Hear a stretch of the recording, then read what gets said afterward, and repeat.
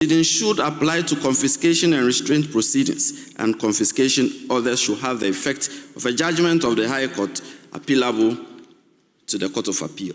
In relation to this, there should also be a reverse onus clause of a presumption of corruption tied to lifestyle audit. That is to say, in all proceedings, civil and criminal, there should be a presumption of corruption.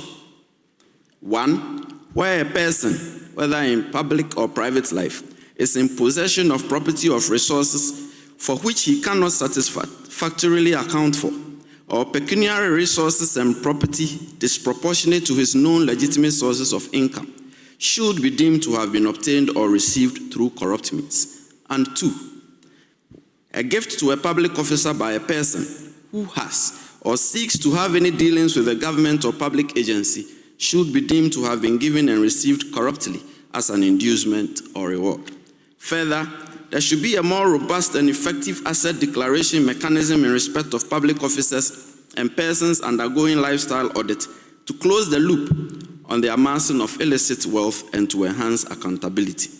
We should move beyond mere repositories to a system of verification and tracing undeclared assets. However, and I'm coming to disappoint some of you, I do not, and I will not add my voice to calls for the publication of assets for public scrutiny.